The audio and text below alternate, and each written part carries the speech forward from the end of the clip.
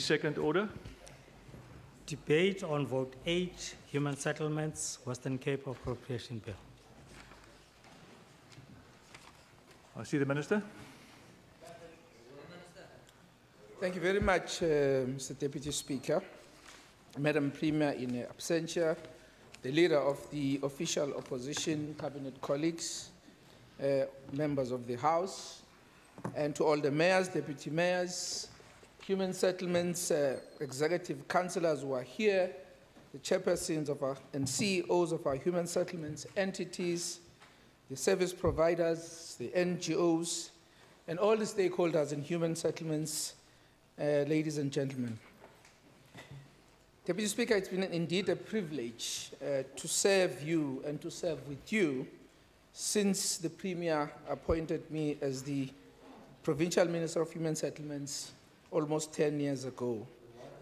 It's been a very challenging but yet fulfilling journey with many lessons learned. Deputy Speaker, the mandate of this department is derived from Chapter 2 of our Constitution, the Bill of Rights. Section 26, subsection 1 and 2 of the Constitution states, and I quote, "Everyone has the right to have access to adequate housing, and the state must take reasonable legislative and other measures within its available resources to achieve the progressive realization of this right." Deputy Speaker, in Government of the Republic of South Africa versus Grootboom, Constitutional Court interpreted the right to have access to adequate housing as follows. Housing entails more than just brick and mortar. It requires available land, appropriate services such as the provision of water and the removal of sewage, and financing all of these, including the building of the house itself. For a purpose to have access to adequate housing, all of these conditions need to be met. There must be land, there must be services, and there must be a dwelling. The right of access to adequate housing also suggests that it is not only the state that is responsible for the provision of houses, and I think it's a very, very important part of this, but that other agents within society, including individuals themselves, must be enabled by legislative and other measures to provide housing, close quote. Deputy Speaker, in 1994, the housing backlog in South Africa stood at estimated 1.5 million households. Since then, almost 5 million houses have been built, but the current backlog is estimated at around 2.2 million households.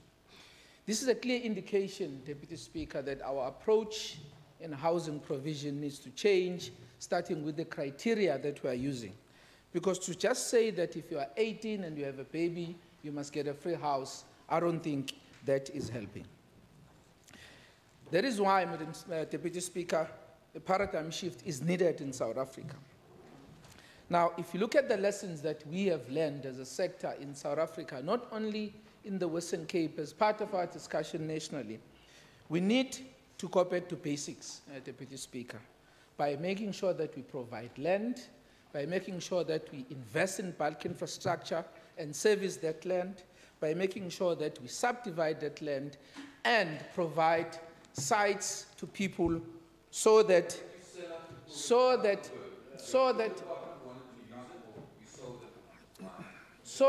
people can start to build their own homes. And in fact, in South Africa, we know that there's a very strong saving culture, and people have proven, previously that if they are given land, they can be able to save towards servicing, building their own houses.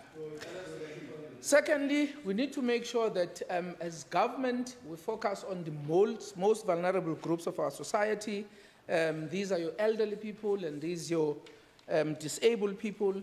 And we must conclude our partnership with the Department of Social Development and Department of Health so that we can build institutions so that these elderly people can be taken care of. We also need to make sure that many people who live in informal settlements are provided with necessary services, because we do know, Deputy Speaker, that the rate of in-migration in South Africa, particularly in two provinces, which is Gauteng and Western Cape, is a big challenge. So instead of just focusing on building houses, we must make sure that we upgrade those informal settlements, make sure that there are access roads, we provide water, we provide sanitation, so that those people can wait in dignity. We also need to unlock the housing economy in South Africa. I think since 1994, Mr. Deputy Speaker, we've always looked at housing provision by government as some kind of social intervention. Now that needs to change. We must look at housing as an economic lever that contributes massively to the property market in South Africa, which is currently worth 6 trillion rands. Instead of discouraging people from selling or letting their houses, we need to educate them on how to do it properly. It is very clear that the preemptive right clause that, it exists in our policies that prohibits people from selling their houses before 8 years, it is not working. And quite frankly, I don't agree with this clause because it locks poor people into perpetual poverty instead of allowing people to become players in the property market. What we need to do is to educate people on how to do that properly. We also need to accelerate the use of alternative technologies, Deputy Speaker.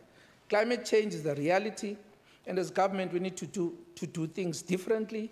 In fact, I think the recent drought was a huge wake-up call, and it's a clear indication that the weather pattern is changing. So we need to build resilient homes that respond to the climate change in South Africa. And that is why it is so important to make sure that we build homes that are warm in winter, that are cooler in summer, because clearly we cannot rely on the provision of power given the state that ESCOM is in South Africa. We also need to make sure that we densify, Deputy Speaker. The Western Cape, as I said, with the province like Gauteng, is experiencing a massive population growth. According to a community survey conducted by the Stats SA, our population grew by almost 2 million people in just 15 years. That is between 2002 and 2017. We therefore need to use well-located land wisely and optimally. There are people who still believe that they have a choice between a free-standing house with a big plot and a unit in a 5-story building. We actually don't have luxury to have this choice anymore. People can only exercise that choice if they decide to buy their own homes. But with limited resources, like land, we have no choice but to densify. Deputy Speaker, these are some of the bold steps that we need to take to change the way we do things in housing if we are to succeed. Let me now turn to our track record and successes. Let me now turn to our successes in the last 10 years and also report on the current and future projects, Mr. Deputy Speaker. Between 2014 and 2019, we focused on 3 strategic goals as the Department of Human Settlements in the Western Cape. We said we need to prioritize the most deserving people in South Africa and in this province so that we can deal with an anomaly in many areas where younger people are getting houses before their grandmothers and grandfathers. The second thing that we embarked on is the upgrading of informal settlements. I've already explained how we are doing that. And we must also accelerate the provision of housing in the gap market. Deputy Speaker, since 2009, almost 213,000 housing opportunities were created in this province. This is a massive achievement. While we are faced with many challenges, but I don't think this achievement can be taken lightly, and it contributed to the lives of 850,000 people in the Western Cape. And since 1994, we've been dotting the landscape, building a string of houses without emphasis on property ownership. I think that's one of the things that we are now changing, particularly in the Western Cape. Since 2009, we have issued 103,000 title deeds, which guarantees ownership for people who are now homeowners. And I think The backlog is largely due to the fact that a number of other processes that were not followed are preventing us from doing this for a number of other people, but we are putting measures in place to make sure that property ownership is something that is ensured for our people. Deputy Speaker, my department has since 2009 made an investment of just over 19.3 billion rands into the construction and real estate sector. This investment has gone a long way in achieving our three main goals.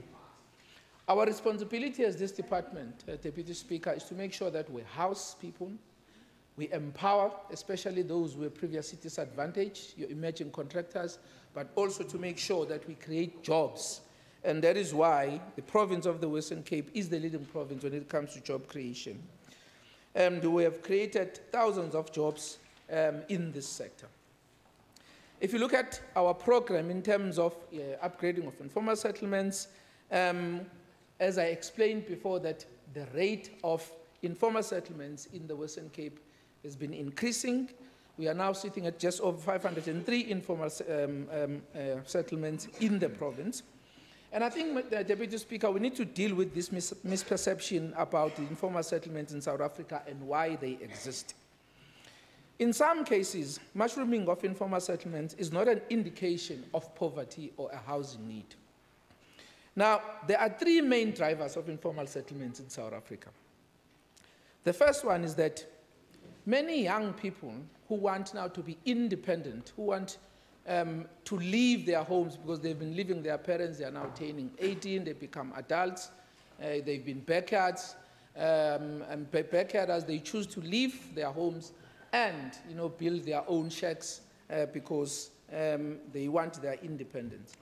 The second reason is that there are many people, Deputy Speaker, who are employed in informal settlements, but the biggest challenge is that they are within this gap that we've been talking about. They are earning too much to qualify for a free house, but they are earning too little to get a bond from the bank.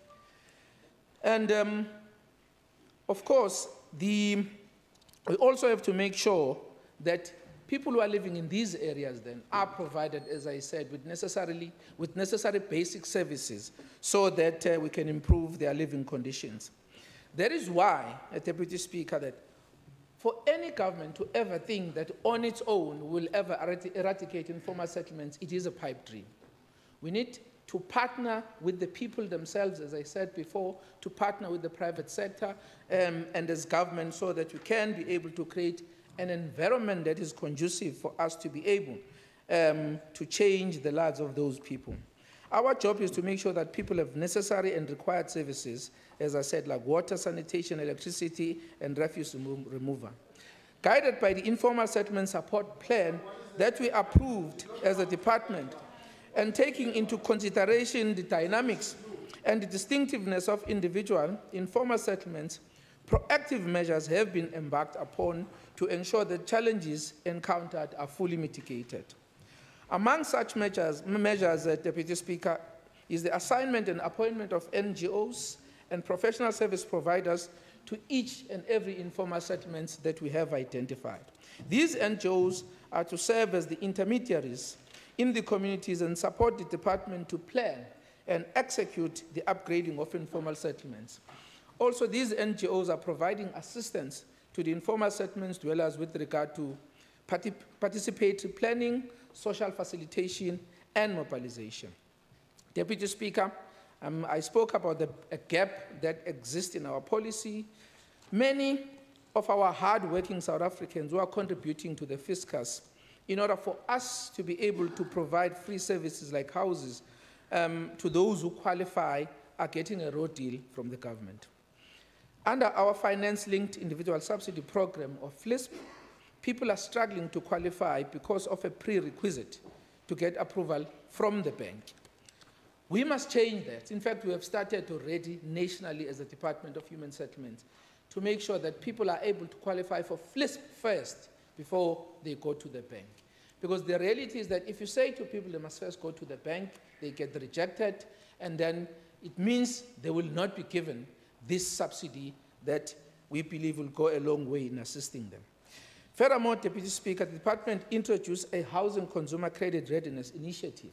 Now, the intention of this initiative is to effectively rehabilitate those who are unable to access bank finance due to impaired credit record, because we do know that some of these people do not qualify to get a bond because they owe shops like Truworths, Markham's. You owe these shops 1,500 and you are in the red and you are unable to get a bond. Now, this program is so that we can rehabilitate them from the start of the project, so that by the time the project is finished, they are rehabilitated, then they can be able to access this financial assistance. Deputy Speaker, the audit outcome is an indication of how well we are spending taxpayers' money. And it's very important that we want to attract investors and create jobs. Since 2009, my department received 5 unqualified audits and 4 clean audits, which means we can account for every cent spent in the last 10 years. Now, in the case of the Western Cape Housing Development Fund, we received 2 clean audits on 2 consecutive years, and we are now busy de-establishing the fund, because part of the problem with the fund before was that you had properties that you did not know who owned them. So I'm very happy that from now going forward, we will no longer have the fund.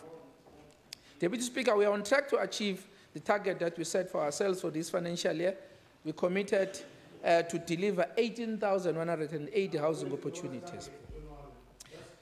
Now, current and future projects. Now, Deputy Speaker, in my previous budget speech, I indicated that our delivery approach now includes mega projects catering for different income and needs. Through these initiatives, your catalytic projects and provincial priority projects, we will be building 144,798 housing opportunities. We are contributing to urban generation and even developing new towns. These mixed development projects include houses for indigent, gap housing, rental units, social housing, and service sites. This will ensure integration of different income groups. Deputy Speaker, I am pleased to report that these projects are at different stages of construction and planning. To date, Southern Corridor Integrated Human Settlement Program, a joint initiative with the City of Cape Town, and I'm glad that the MMC for City of Cape Town is also here, which includes Barcelona, Xaxa, Vuk'uzenzele, Kanana, Kosovo, Thabo Mbeki, Tsunami, Lusaka, and Europe, all of which are in Gugulethu, Nyanga, and Philippe areas. In these areas, we'll be providing 51,540 housing opportunities, with priority backyarders in these areas also benefiting. Now, this project is making a very good progress, and we are already in the planning stages of it, and construction will be commencing soon, and tenders have been awarded. Bela CBD, an initiative in the City of Cape Town to provide mixed-use, high-density, and different income level residencies, it will yield 4,188 housing opportunities and is currently at different stages of construction. This project has 1,000 opportunities for the income group that I spoke about that belong to FLISP, and also, as I said, with 755 units, 60% complete, and the remainder of 245 will be constructed very soon. Greater Retreat, a project aimed at catering for the residents in areas of Plumstead, Ottery, Furnace Estate, Lotus River, Parkwood, Ottery East, Sea Winds, Vrygrond, Lavender Hill, Steenberg, Retreat, Grassy Park, and Kavda. To this effect, pockets of land of approximately 279 hectares have been identified for the purposes of development and implementation of this project. The department has commenced with planning and design for these projects, and again, we will be building 7,500 housing opportunities here. In Danun Kilani Gardens, again, this project is to cater for residents in the area of Danun and adjacent areas. Land of approximately 17 hectares has been identified and purchased in Kilani Gardens for this development and implementation. And again, we'll be building mixed, income housing there. Planning and designs are currently in progress, and when completed, this project will yield approximately 11,000 housing opportunities. In Hout Bay, again, this project is to cater for residents in Hout Bay area of Imizamo Yetu. Land approximately 7.9 hectares has been identified and secured in this regard. And when completed, the project will yield 1,400 opportunities and will be mixed income, mixed use and different tenure. And again, planning and designs are currently underway. In Bokap, Oranienburg and inner city infills, this project is to cater for residents in the areas of Bokap area, Oranienburg, Tamboerskloof, and central business. Various pockets of land of approximately 8.4 hectares have been identified and secured in this regard. When completed, the project will yield 10,000 housing opportunities, which will be for, again, mixed income, mixed use, and different tenor for high density. In Leonsdale, a project aimed at catering for residents in Leonsdale and Goodwood area, land of approximately 10.8 hectares has been identified, Deputy Speaker, and secured in this regard. A professional team has already been appointed, and planning and designs are currently underway. And when this project is completed, it will yield 2,000 housing opportunities. In Scottsdene, of which 336 will be FLISP, are 80% complete, and will yield 668 opportunities when completed. The Conradi Better Living Model, I think we all know that we turned the sword in January this year. This project will yield over 3,000 houses. I think we spoke a number of times about this project in the House. And again, the contractor has been appointed. It will be commencing there soon.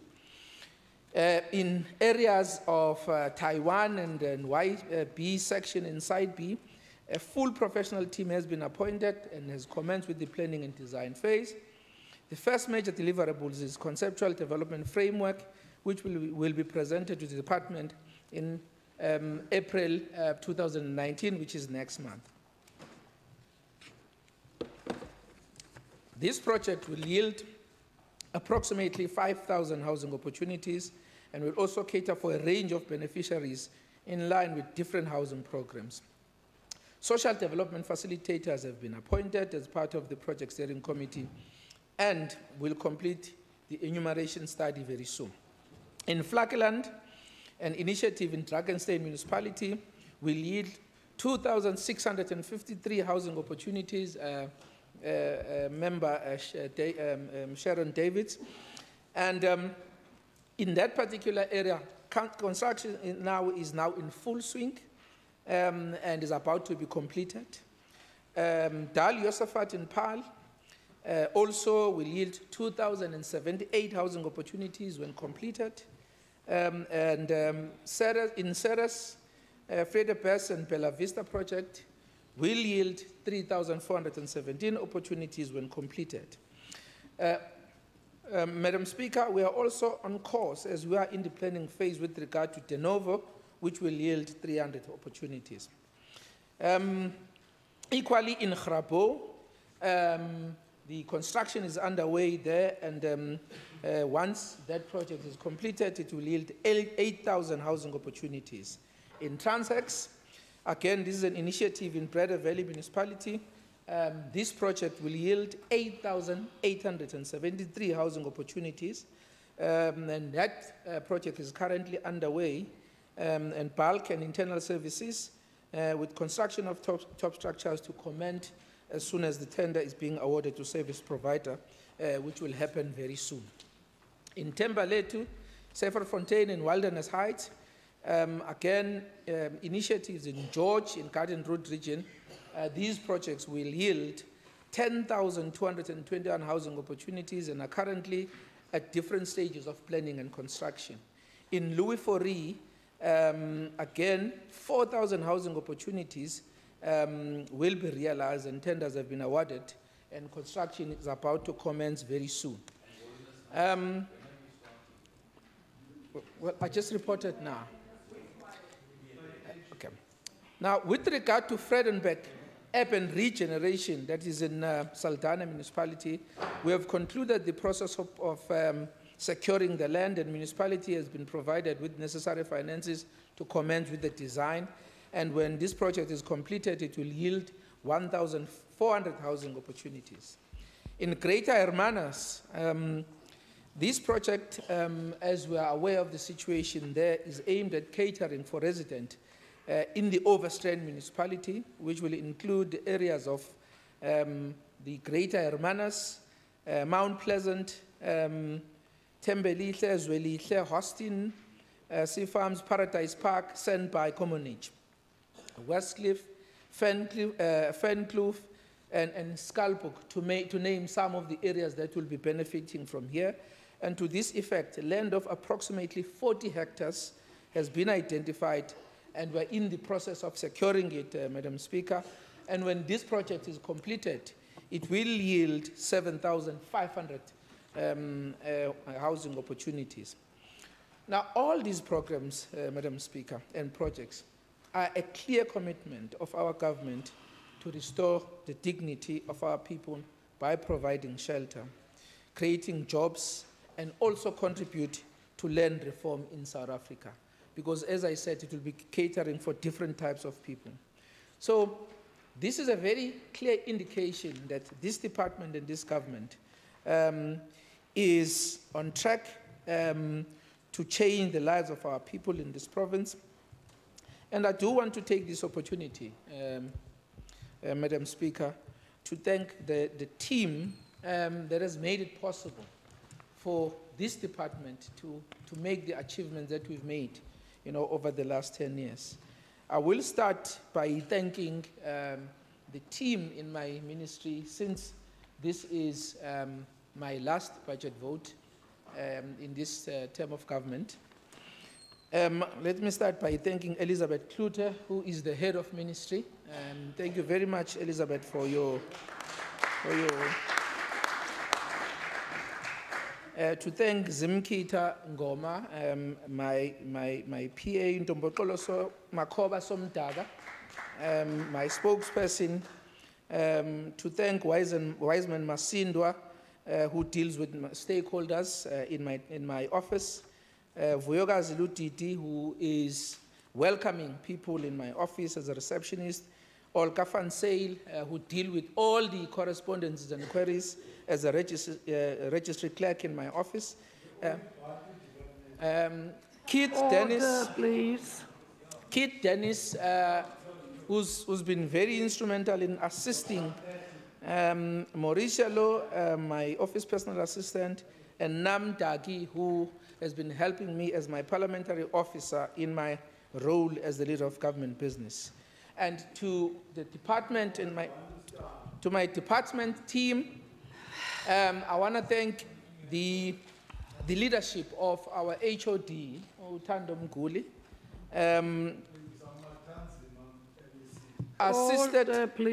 assisted, of course, by capable chief directors, Usisu Pila Maisela, Jackie Sampson, and Francois Devet, and all our directors and senior staff members in my department, and most of them are here.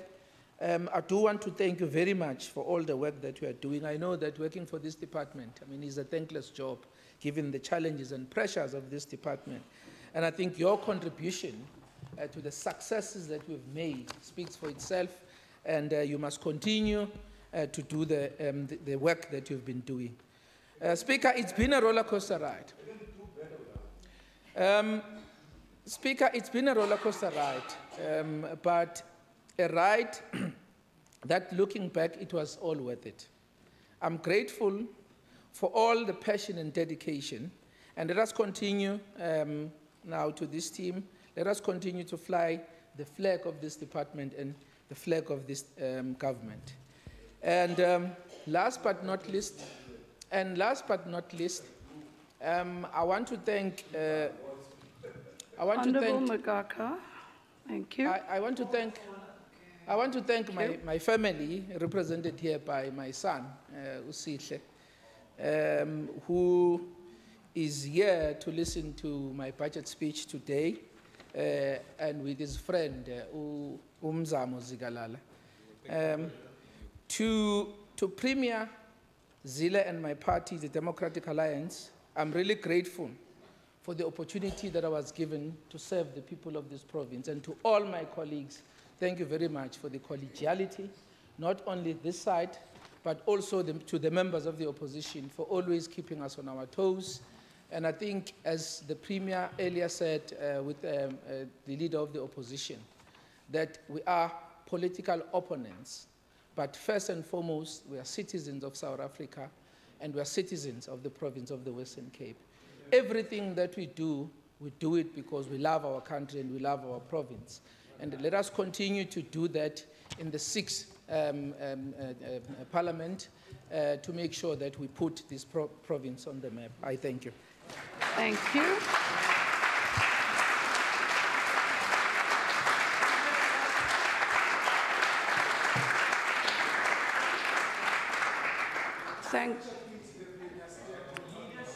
Thank you, Minister Madikizela. Honourable Dianki. Honourable, order please, members. If I may, I'd like to remind the members in the gallery, the guests in the gallery, you are not allowed to participate in the proceedings. That includes clapping, interjections, and anything connected in that manner. Unfortunately, I have to appeal to you. It is one of the rules of the House. So, Honourable Chacham, are you giving me permission to allow the guests to clap today? Oh, so you decide the rules, okay. All right, I now see the Honourable Member Maseko. Thank you very much, Speaker.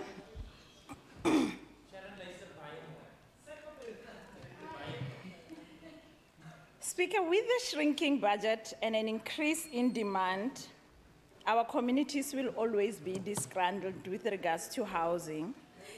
Thus, allocations made to this department will never be enough. The Democratic Alliance in this province has made significant strides through this department, evident in its outstanding record of delivering housing opportunities.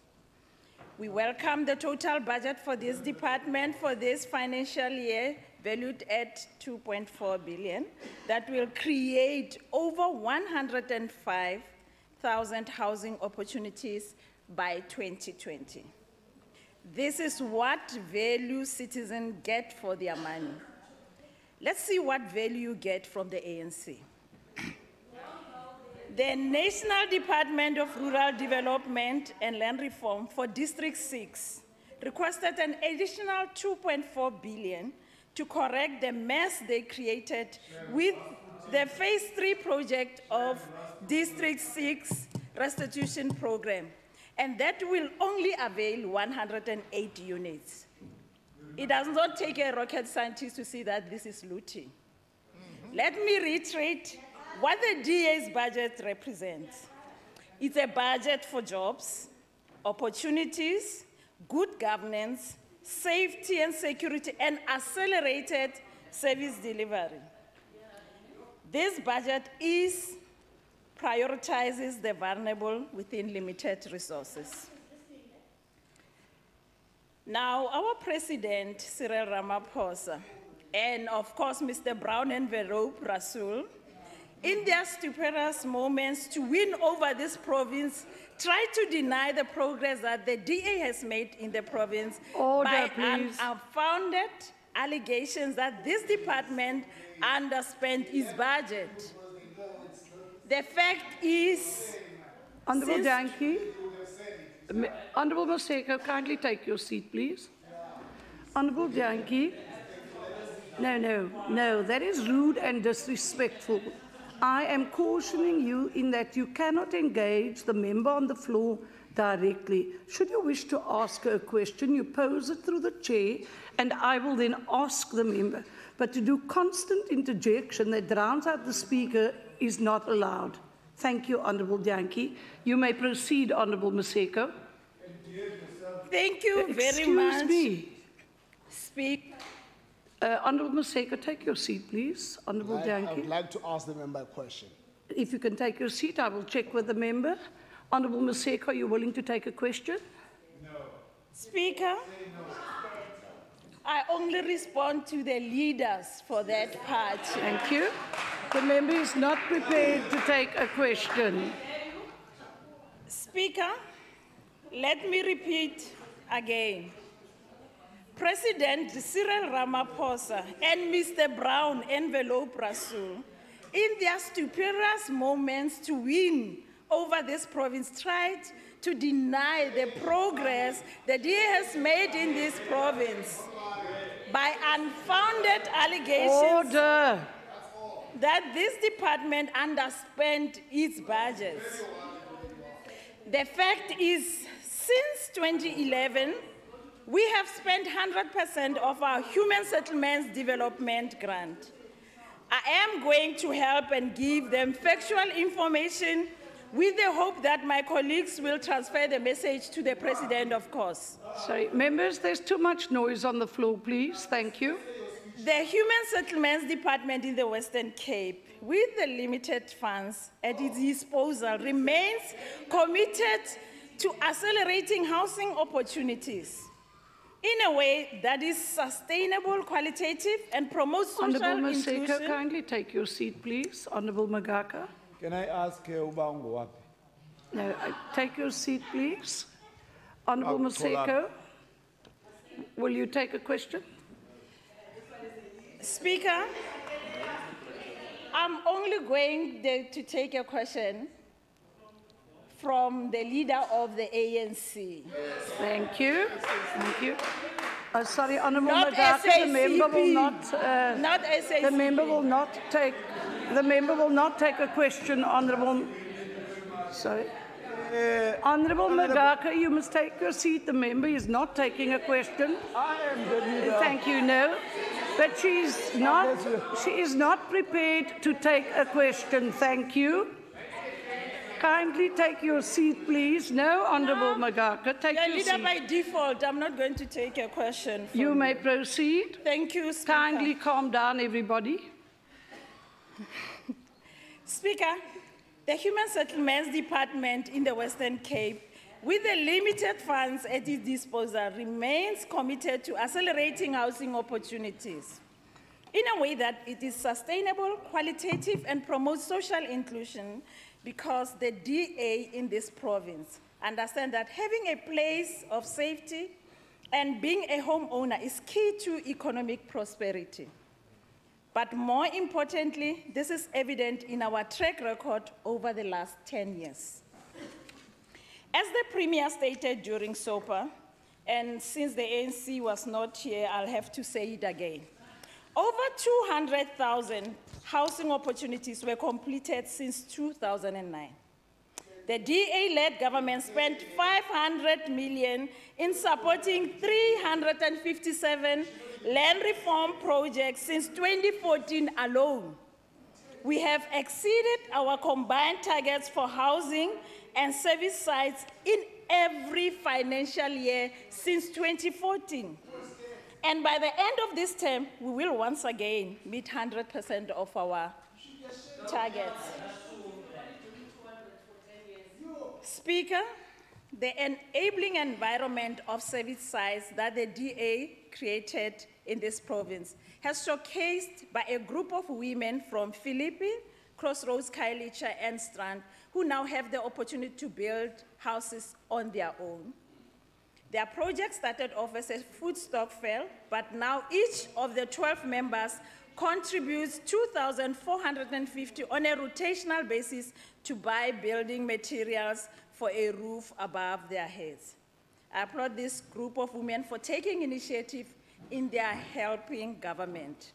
They are taking ownership by being innovative, and soon they will be living in their own houses. Now again, Speaker, since 2009, 103,000 people can call themselves proud homeowners via the DA-led government. That's when we give the title deeds member, just for your info. During this term, we have exceeded targets by at least 2,000 transferred title deeds. That is from our targets, an extra 2,000. This shows excellent planning by the provincial department, and the best part is that these opportunities are aimed at our poorest residents. Our game changer, Breaking New Ground, which focuses on spatial integration, have reached execution stage and will avail 3,600 units in Pinelands, 4,188 units in Bel Air, and 300 units near the waterfront. I'm doing well done, former President Zuma, don't worry. Furthermore, 11 towns gained approval status, which will enable grant funding for more affordable units.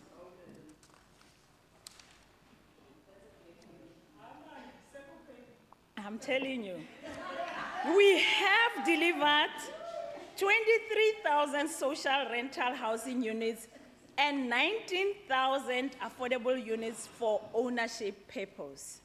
That is the Department of Human Settlements under the DA-led government in Western Cape.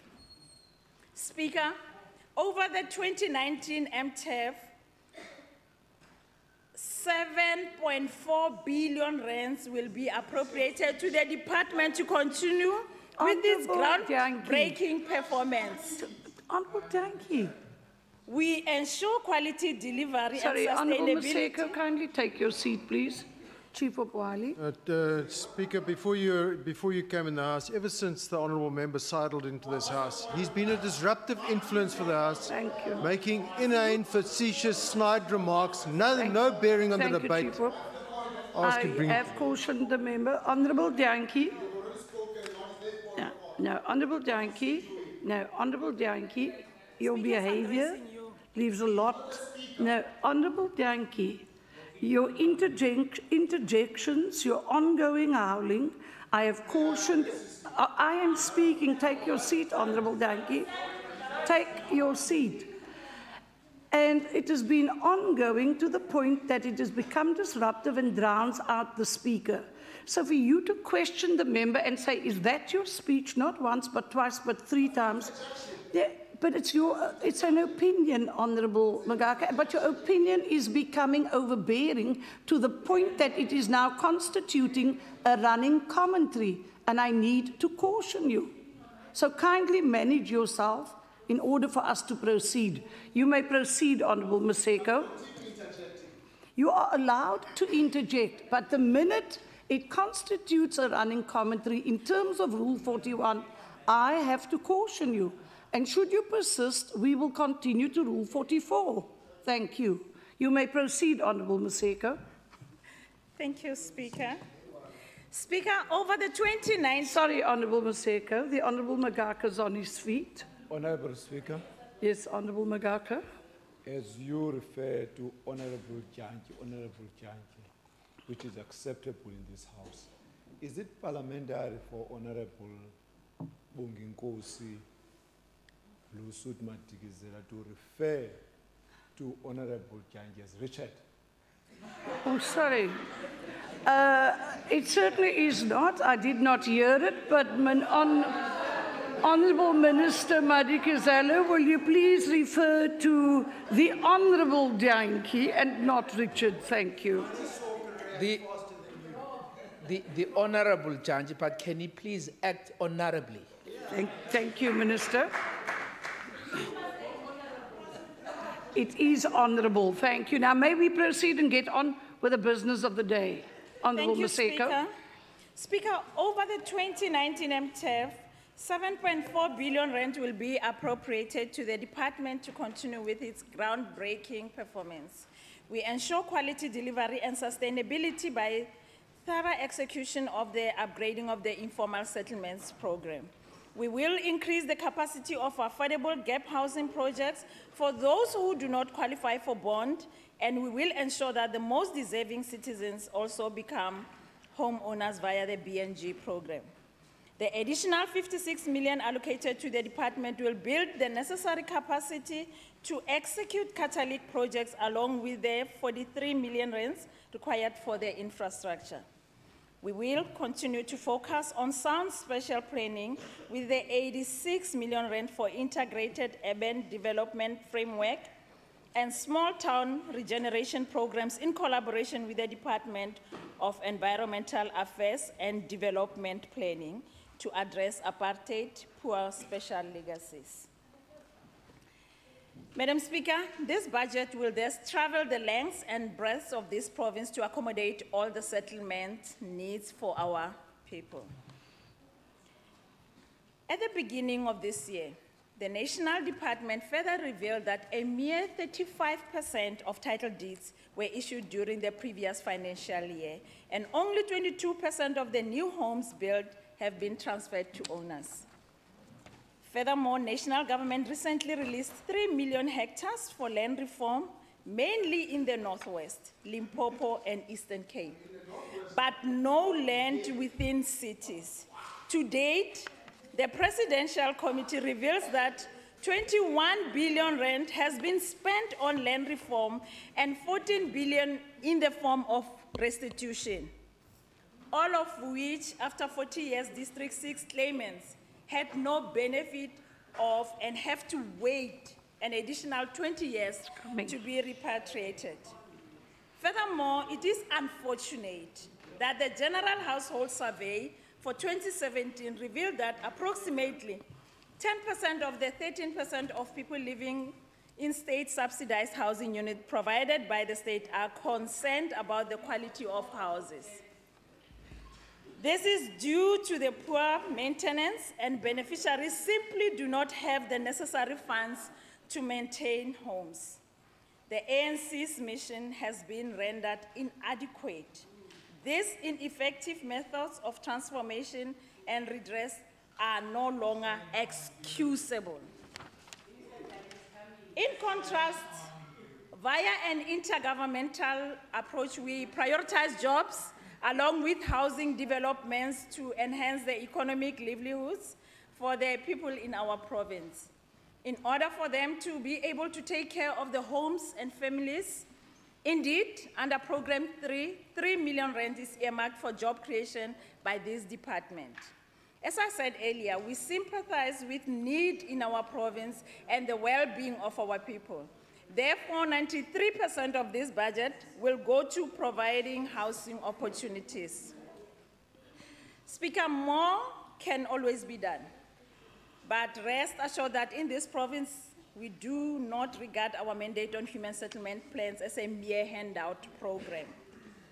The DA has proven over the last 10 years that it is capable of establishing viable housing opportunities, which is still an aspiration for national government. It is on the basis of this outstanding track record that we welcome the human settlements budget of 2019 so that we can put this remarkable work forth.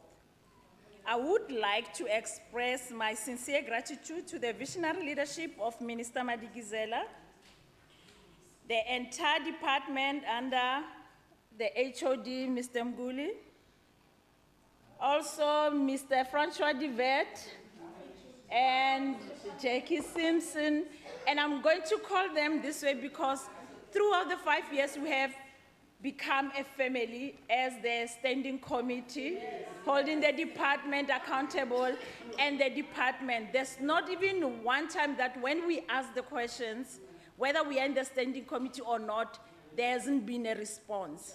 So we are interacting as a family of human settlements for the communities of Western Cape.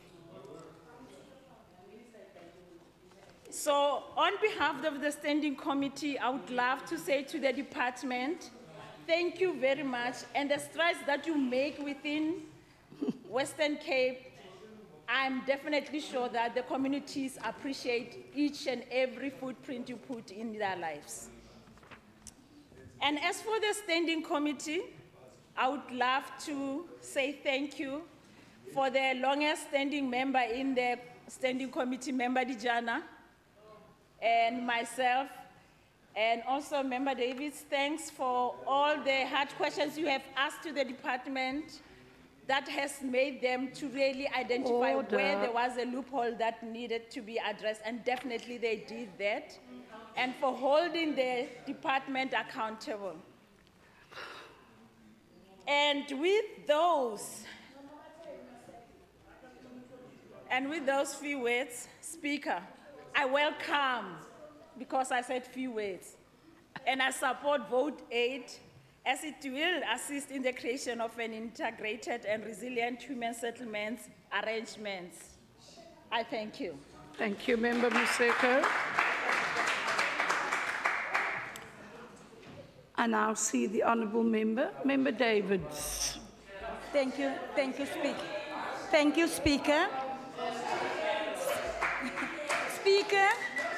Speaker, allow me to speak on the Vote 8 Human Settlement. The Western Cape Provincial Department of Human Settlement reported in 2018 that there had been major alignment problems between itself and the City of Cape Town, which had affected the implementation of urban settlements development grant projects. The National Department of Human Settlement commented that they had hoped the Western Cape Department would have attended a ministers and members of the Executive Council meeting, as this would have given both the national and provincial departments an opportunity to form synergy in an attempt to speed up the projects. Thus far, the provincial department has failed to spend 100% of its USDG. The department has applied for a rollover of funds to the 2018-2019 financial year. Expenditure between July 2017 and January 2018 has been 456 million, which was only 85% of the total grant received. The City of Cape Town was faced with numerous challenges and constraints in serving informal settlements. These include the unplanned and dense settlements that made it difficult to install services, a lack of community ownership, and a high level of theft and vandalism. The Director General DG of the National DHS said in 2017 that the City of Cape Town should try its best not to sift funds from one project to another. He stressed that there were performance reviews in place and that the figures presented there came directly from the COCT, and that they needed to manage the risk of losing the money back to the fiscus. The City of Cape Town had set at 24% of spending in December, which means that they were at the risk of facing lack of delivery, and rather than lose the money back to the fiscus, it should stay within the department. Looking at 2017 and 2018, it is clear that the DA Human Settlement in the province and city failed to annually spend 100 million on human settlement. The DA is not keen to improve the lives of the ordinary citizens. And now I want to come back with one of the statements that the MEC made. The MEC said they have 3 objectives. One is to make sure that people that don't get a bond be assisted, don't get a bond at the bank but must be assisted. And the second, he only mentioned the second one, he didn't mention the third one. But I want to come in there, MEC, if we don't spend our informal settlement grant, and every time it comes back, how are we improving the lives of the poor? Because if you go to informal settlement, it's the poor people that stays there. Yes, there is some people that have a sufficient job, but not everyone. And then I want to come to the second point that the MEC made. The MEC said that the informal settlements is 80% people there is children that leave the homes of their parents, they have a child and now they want to be on their own. I don't support that view, MEC, because if you go into an informal settlement, you will see the majority there is elderly people. It's mamas and papas that stays there. A few are young people. Then I want to come back to my speech. The National Department Human Settlement DG reported that in 2016, the department have been monitoring the COs, the Cape Town very closely, and during their meeting last year, they had wanted to take funds of about 150 million, as they were worried about the pace the projects were moving. He considered that they had been doing this consistently since 2012, and that the former head of Human Settlement had had a series of meetings with the City of Cape Town. Honorable Yankee, that's how you sound. Sorry. Then I want to come also to a comment that MEC made about the title deeds restoration grant. Speaker, you're out of order. Sorry, I'm not. I'm trying to caution Member Mitchell. Member Mitchell is having a conversation with the Honourable Yankee that is out of order. Sorry. Member Mitchell, if I could all caution you, please. Thank you. I apologize. Member David, you may proceed. Okay. Thank you. The MEC said 64.4 million rand was for the restoration of title deeds. But we must, the title deed, the restoration grant, we must just remember that that grant is from national government, directly to the province. So there's no, don't say taxpayer, because when you speak about deliveries of the province, you say DA. You don't say taxpayers. So don't come and teach me now to say taxpayers.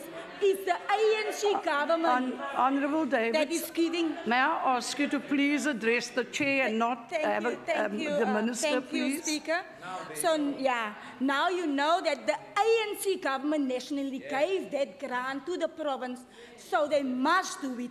They must restore the people's dignity to give them a title deed. Now I want to come to the chairperson of the standing committee. Now I have a speech. Here's my speech. I'm just in because. Order, please. I want to come to the chairperson of the standing committee on the district cess issue. There will be no district cess if there was not the Group Act. Group Areas Act. Yeah, Group Areas Act, Order. There will be no District 6. So it's not only the claimants of District 6 that is waiting. There is a whole country of claimants that is waiting. So don't confuse the people of District 6 by thinking that national government don't want to give them what they want. National government is busy with a country, not an Oranje state like the Western Cape. Because the Western Cape is not an island. The Western Cape belongs to a country. Member David, it's not an island. Take your seat, please, Chief Opwale. Member, please tell the District 6 residents they're confused. Thank you.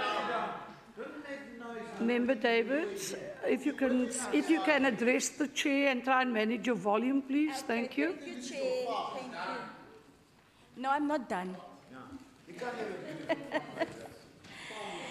Then, Chairperson, Speaker, I want to say that we have a big backlog, as the MEC said, on human settlement before 1994, because 30 years before 1994, houses were last built by the then government.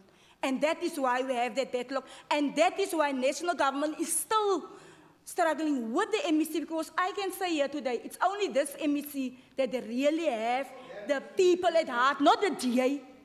It's the MEC and his department that have the people of the poor people of the Western Cape at heart, what is Bantu state. Like my leader has said. He's Bantu department. And then, comrades, the last thing I wanted to say is the empowerment. Honourable David, we are all honourable members. Honourable members, sorry, comrade. Sorry, Speaker. Comrades, the last thing I wanted to say is what the MEC said on houses. David, we are honourable members. Okay, honourable members, sorry, Speaker. Thank you, Honourable The last David. thing that the MEC said is about housing people.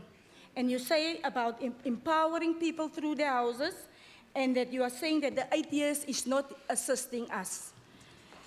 I will partly agree with that, but what the National Department mean with the IDS is exactly what you said about people selling their houses.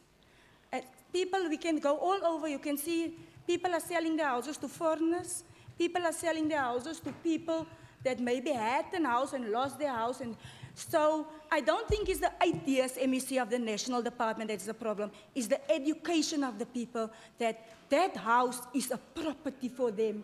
It's a property for them, it's empowering them economically, but also it's an asset to them. And those are the education that must go out to our people out there. And then also, MEC, the issue of the deliverables in the municipalities, that is also a thing. I think the capacity building that the department was looking, and that's why in the standing committee I said that the planning is very important. Because planning must go down to the municipalities so that they can plan how to do a project in time. Because if we're not going to do that, we are going to have padlocks and padlocks and padlocks forever. I thank you. Thank you, Member Davids. In the absence of the EFF and the ACDP, sorry, Chief Wali. Speaker, I'd just like to note for the record, this is the second vote that both the ACDP and the EFF have not fulfilled its constitutional responsibilities in responding to a budget. Thank you. Thank you, Chief Whip. That is noted. I have received, my office has received an apology from the EFF, but I can't recall saying that I've seen an apology from the ACDP. I can only, honourable members, I can only accept the apology. I cannot account for where the members are. May we then allow the Minister to conclude this debate? I see the Honourable the Minister, Madikizela. Thank you very much, Madam Speaker, and all the members who contributed.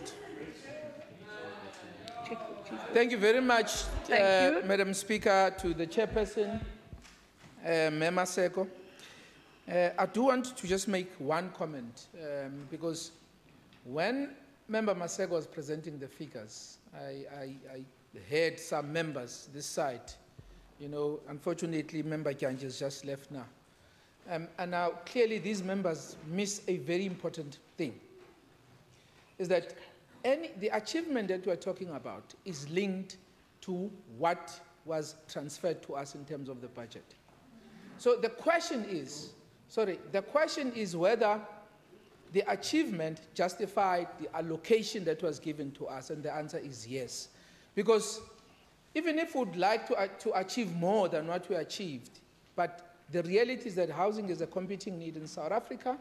We spent all our money in order to achieve what we achieved. So we couldn't achieve more. I think that's what needs to be understood. Now, just on the next point that was raised by Member Davids, because again, you know, the ANC totally misunderstand how government functions in South Africa. No, let's wait, let me say what I want to say. When we get money from national government, I'm going to continue. Madam Speaker, yeah, can I have your attention, please? I need to protect you too, thank you. When we get money from national government, they are not doing us a favor, because there's this thinking that the ANC is doing us a favor, the ANC government is doing us a favor. Now, the money, order, please. The money that gets transferred to provinces. Order. The money that is transferred to provinces is the money that is due to those provinces in terms of Division of Revenue Act. So they're not doing us a favor. So they think that we must be grateful to the ANC for giving us money. No. So it's not ANC money, it's taxpayers' money that we get. Order, please, Honourable Magaka. The second point that I want to make is that the contribution in terms of tax that this province is making is far more than what we are getting in return. So no one is doing us a favor here. Just want to make that point. Now, now again, Member Davids lost me completely, and I do want to make this point very clear. again, to educate some of the people. I'm presenting here a human settlement development grant, not urban settlement development grant. So I will not engage you on urban settlement development grant because this is not a grant that I'm presenting. That is a grant that gets sent directly to the municipalities or metros, and what I'm presenting here is HSDG. And everything that I spoke about is around HSDG, not USDG. So when you went on and on about USDG, it has nothing to do with the budget that I'm presenting. Now the issue of the title deed restoration, and I've heard this before again as well from other members here. Before this grant, actually, before this grant was conceptualized, because again, it is the prerogative of each and every province, when you get your grant, to decide what is it that you are going to prioritize. Before that grant was conceptualized, we took a decision. In fact, we took a decision as this department to say, what we are going to prioritize here, one of the priority areas is going to be title deeds. Because we believe strongly that over and above just building houses. Minister, kindly take your seat, please. Honourable Beerwinkel. Speaker, I cannot allow the MEC to continue to mislead this House. The DORA document is very clear, Speaker, if you will allow me. The DORA document is very clear. Chief Whip, take your seat, please. Honourable, take your seat, please, Chief Whip. Now, there is a member on the floor. Member Beerwinkel, the point you are raising is a debating point. It is not a point of order, unfortunately. So I cannot allow you... May I address you, Speaker? Yes, you may. Thank you, Speaker, for allowing me to address you. We need to remember that there are visitors in this House who will take away this misinformation where it is in this... Honourable Beerwinkel, unfortunately, I cannot sustain that point. It's not a point of order. You may proceed, Minister Madikizela. Now, even if we were to say then the restoration grant is coming from national, because let me just entertain Member Beerwinkel. Now, let me just entertain Member Beerwinkel. The point is that if you look at how the Western Cape has spent this grant, we are spending this grant far better than any other province in South Africa. That is the point. That is the point. I'm talking about the title deeds restoration grant now. This province is sitting at... So there is agreement, Honourable Madikizela. So can we please allow the Minister to proceed without everyone... I didn't interrupt them when they were speaking. Thank you. It's just rude. Now we have spent 72% of this grant. In fact, the second province in South Africa has only spent 43%. So just to entertain you then, to say this grant is coming from National Department of Human Settlements, even if we're to say that, the point is that this grant has been spent much more productive in the province of the Western Cape because we take the issue of issuing title deeds very, very seriously. That's the point. So, but in closing, Madam Speaker. Minister Madikizela, can I just ask you to take your seat? Members, honourable members, the Minister has a right of reply. I cannot attest to what the Minister is saying. That is not my role. So unfortunately, you might hear things that you don't agree with, but we cannot deliberate it in the Minister's speaking time. I would like to recommend that if there is clarity that needs to be gained, it happens outside of this chamber. But let us proceed with dignity and respect and get through the business of the day. You may proceed, Minister Madikizela. In closing, Madam Speaker, I want once again to take the opportunity to thank all our partners in human settlement space who attended this budget vote. And I want to apologize on their behalf in some instances of the childish behavior that sometimes some people show in this House. We are here to do a very serious business, to account to the people of the Western Cape as to how we are spending, even as I'm responding, to account to the people of the Western Cape how we have governed this province. Let them be the judge. How we have spent the money that was given to us as the government of this province compared to any other province in South Africa, because this is what this is about.